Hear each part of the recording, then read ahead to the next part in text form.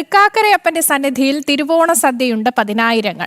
രാവിലെ മഹാബലിയെ എതിരേൽക്കാൻ ചടങ്ങിന് ശേഷം 10:30 തിരുവോണ സദ്യ ആരംഭിച്ചു. മന്ത്രിമാരായ Roji M John, V K. Abdul Gafoor, deputy speaker Shanimol Usman, Mahamandaleshwar Swami Anandavanam Bharati തുടങ്ങി നിരവധി പേർ ചടങ്ങിൽ പങ്കെടുത്തു. ചരിത്രപരമായും ഐതിഹ്യപരമായും ഓണത്തോട് ഏറ്റവും അധികം ബന്ധപ്പെട്ട് കിടക്കുന്ന തൃക്കാക്കര വാമനമൂർത്തി ക്ഷേത്രത്തിൽ അതിരാവിലെ മുതൽ ഭക്തജന തിരക്കായിരുന്നു. രാവിലെ 8 മണിയോടെ വാമന ഭഗവാന്റെ പ്രതിരൂപമായ ബാലൻ മഹാബലിയെ എതിരേൽക്കുന്ന ചടങ്ങ് വാദ്യമേളങ്ങളുടെ അകമ്പടിയോടെ നടന്നു.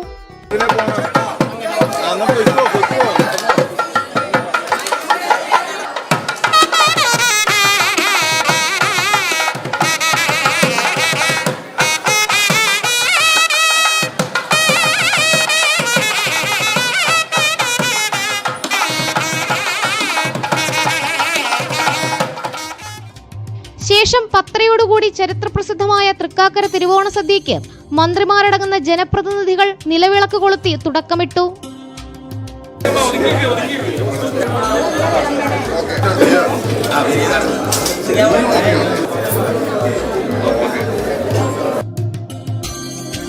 ഓണത്തിന് ഏറ്റവും പ്രസിദ്ധമായിട്ടുള്ള ഈ തൃക്കാക്കരയപ്പന്റെ അടുത്ത് ഈ ക്ഷേത്രത്തിൽ തിരുവോണോത്സവത്തിൽ പങ്കെടുക്കാൻ സാധിച്ചു. ആയിരക്കണക്കിന് ആളുകളാണ് ഇവിടേക്ക് ഓണാഘോഷത്തിൽ പങ്കെടുക്കുവാനും ഓണസദ്യയിൽ പങ്കെടുക്കാനൊക്കെ എത്തിച്ചേരുന്നത്. എല്ലാവർക്കും ഹൃദയം നിറഞ്ഞ ഓണാശംസകൾ നേരുന്നു. മഹാമണ്ഡലേശ്വർ സ്വാമി ആനന്ദവനം ഭാരതി തിരുവോണ സദ്യയുടെ ഭാഗമായി തൃക്കാക്കരയപ്പനാണ് കേരളത്തിൻ്റെ ദേശീയ ആഘോഷമായിട്ടുള്ള ഓണത്തിൽ എല്ലാ വീടുകളിലും വെച്ച് പൂജിക്കുന്ന ഭഗവാൻ.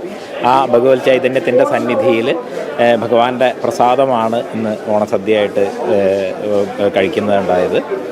വലിയ ഒരു അനുഗ്രഹമാണത്. ധർമ്മത്തിൽ ഉറച്ചു നിൽക്കാനും ധാർമ്മികമായിട്ട് ഈ സമാജത്തെയും ദേശത്തെയും പരിവർത്തനം ചെയ്യാനുമുള്ളൊരു ഊർജമായിട്ട് സജ്ജനങ്ങൾക്കിടയിൽ ഈ ഓണത്തിൻ്റെ ചൈതന്യം നിറയട്ടെ എന്ന് ആശംസിക്കുന്നു. ഭക്തർ സമർപ്പിച്ച കാർഷിക വിളകൾ കൊണ്ടാണ് തിരുവോണ സദ്യ ഒരുക്കാറുള്ളത്. തൃക്കാക്കരയപ്പന്റെ സന്നിധിയിൽ നിന്നും തിരുവോണ സദ്യയുടെ ഭാഗമാകാനായി പല ദേശങ്ങളിൽ നിന്ന് പോലും ഭക്തർ എത്തിച്ചേരാറുണ്ട്. ജനം, കൊച്ചി.